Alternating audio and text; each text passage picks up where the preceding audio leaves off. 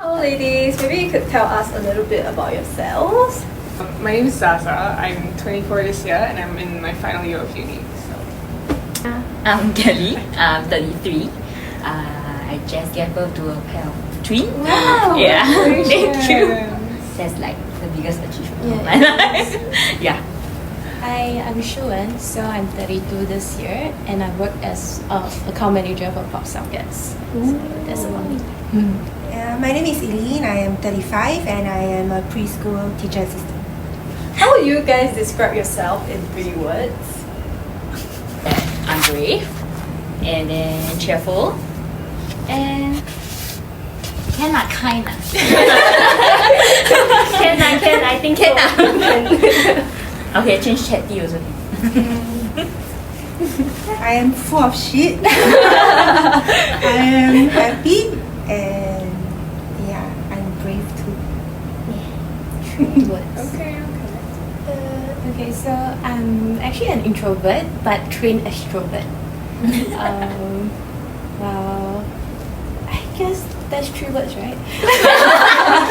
Yeah, I guess that one. Sums up everything. For me, I would say I'm also an introvert. Maybe a little bit wonky and a little bit cheeky, but yeah, that's me. Okay. Now for the next question, what is your breast cancer story? My breast cancer story. Well, I am 35 this year. I got diagnosed 2.5 years ago when I was 33. So everything was nice, work was good. So I was planning my wedding also at the time. All the venues and stuffs were booked, and then cancer had to come. Yeah. But I came to realize that this is just a phase of my life, and then things and life still have to go on no matter how bad you feel. You can cry, you can whine, you can like blame everyone on the earth, but you only have yourself to push. If you want to live, this is what you have to do. So I was diagnosed with triple negative breast cancer, and it was at stage 2A. Yeah.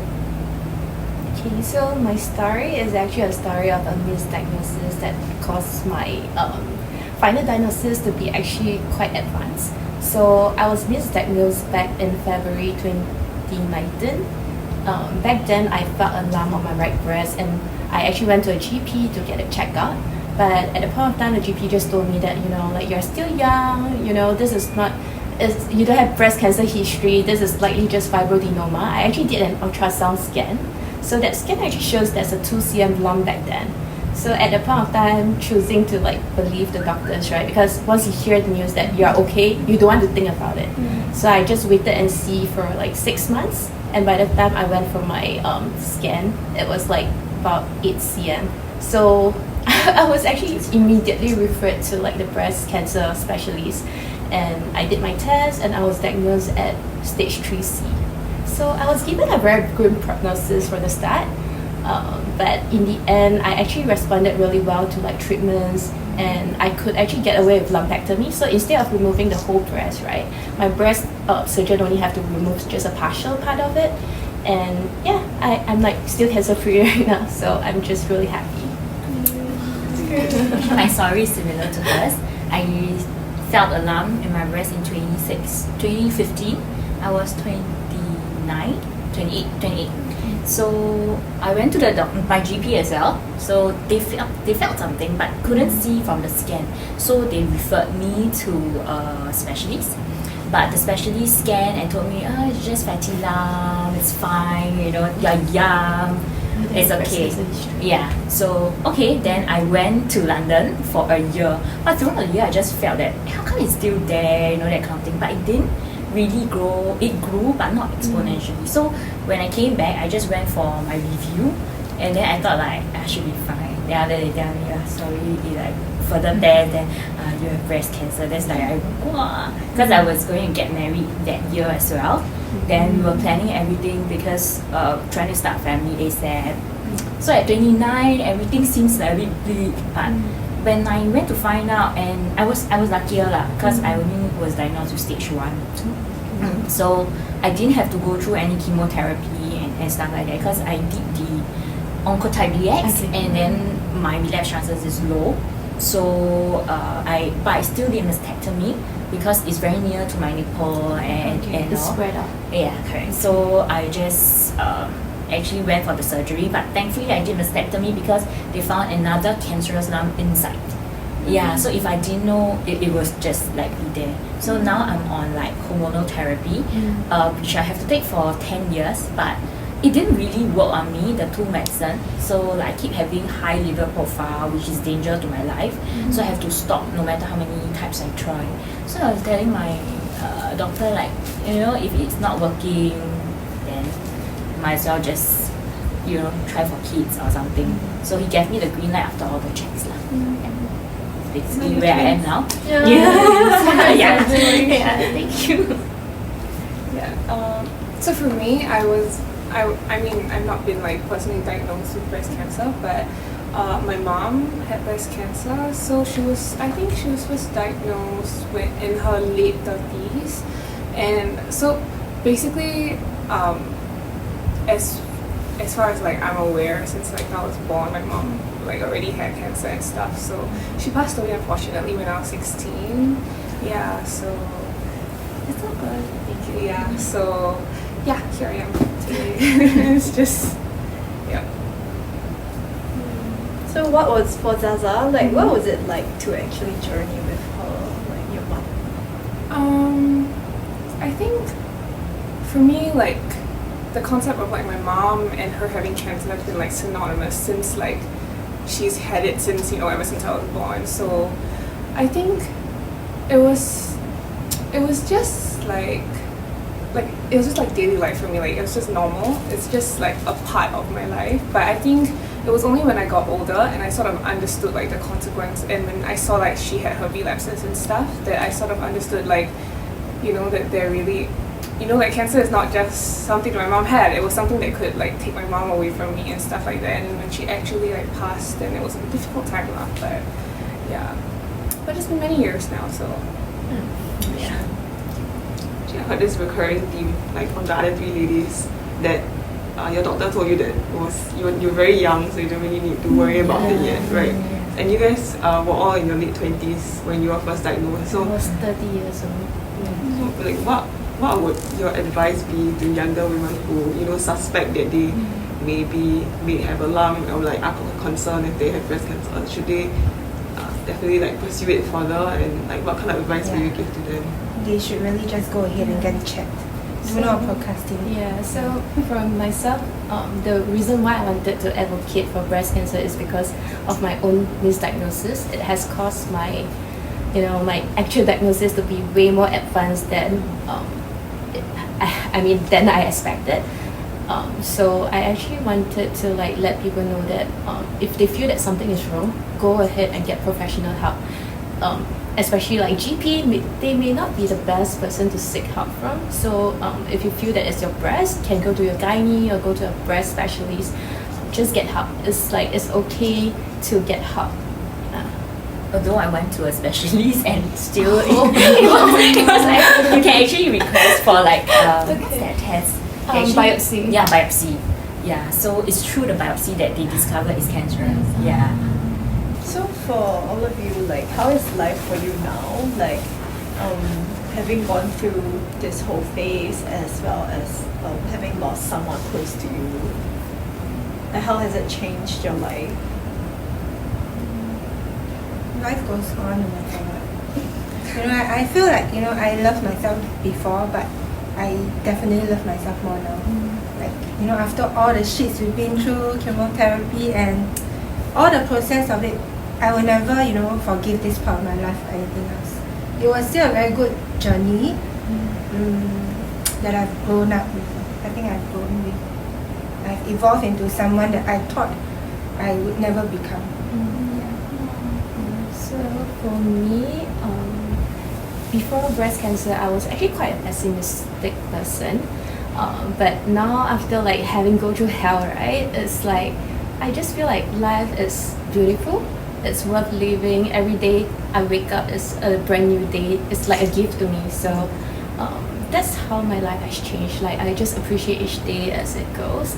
and I also try to like keep healthier by going to exercise these days. I used to be quite lazy, so that's how I'm trying to like. How you do it for living? Yeah, I want it's, to live. it's actually just I need to live. live, so I Yeah. need to do this Yeah, in order to live. to feel better, because when you're actually going treatment, right, your body is so weak, and I really hated that phase of being so weak. So right now, my aim is to actually get stronger. So yeah, that's my journey. Life is good for me now, but like she say, I enjoy growing old. Like every birthday and growing old is very precious to me. Yeah, so I think we still live with a bit of fear, especially during like checkups, scans. Like this month is the major scan for me, especially when I have like 2 girls. It feels like yeah, when you say about your mom, it feels so close to my heart. Like, what if I leave them? What?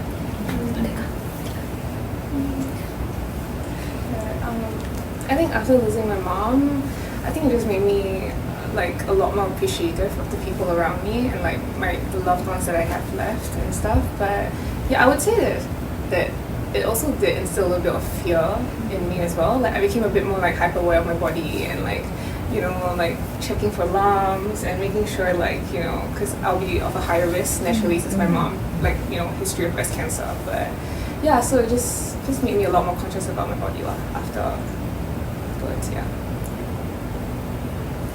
Maybe one more thing is, what kind of support did you have from the people around you to get through like these darker times during the diagnosis and the treatment?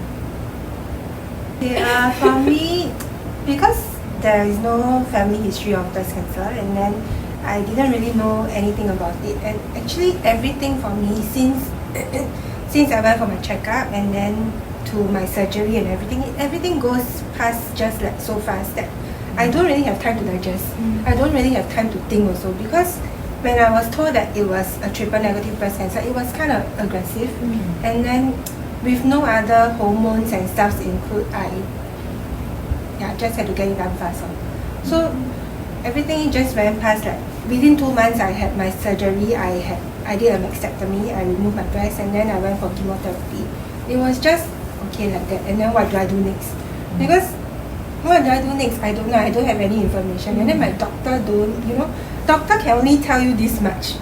He never really, he's not a breast cancer survivor. He doesn't know how does it feels like, or So when I was introduced to Breast Cancer Foundation, there was this young woman group, and then I was at the in-law. It was like a Wikipedia, there's so many things inside.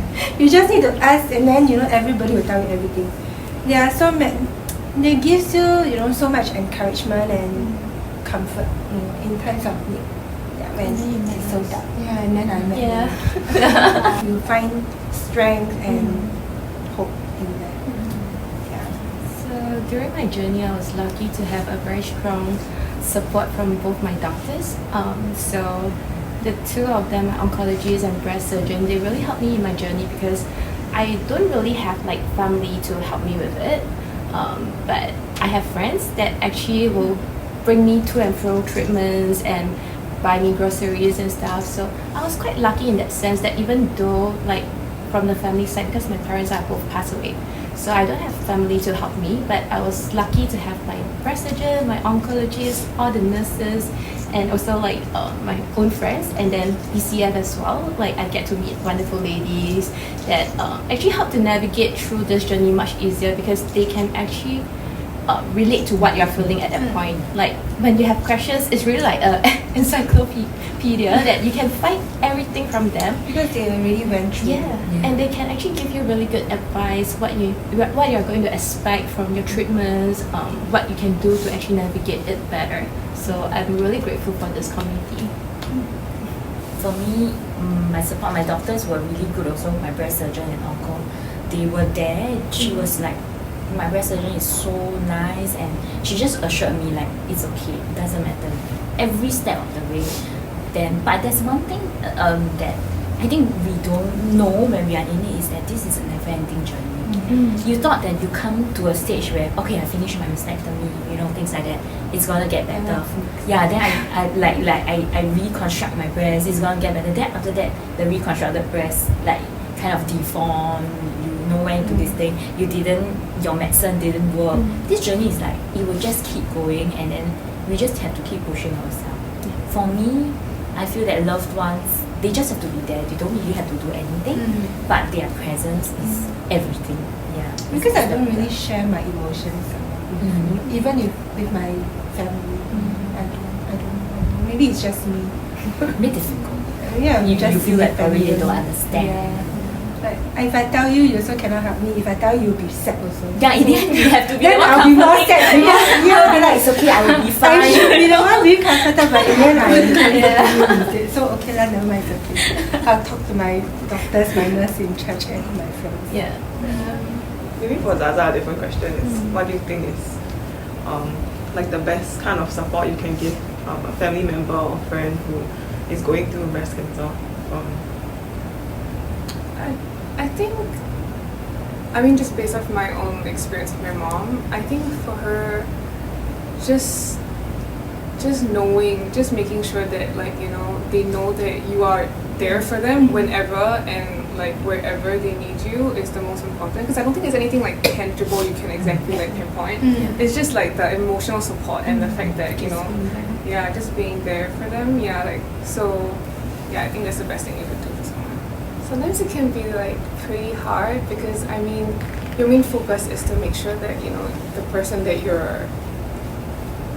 is diagnosed with the breast cancer is like happy and healthy, and sometimes because you're so focused on that, like, you know, that you can sort of like neglect maybe how you are coping on your own. So I think it's important to always like take time and step back and make sure that you are also like emotionally okay before you like proceed forward, because otherwise I think it can be, sometimes it can take a toll on you as well, and it can even affect like your relationship with the person that, you know, you're giving care to or like, yeah, looking after. So yeah, I think that's important.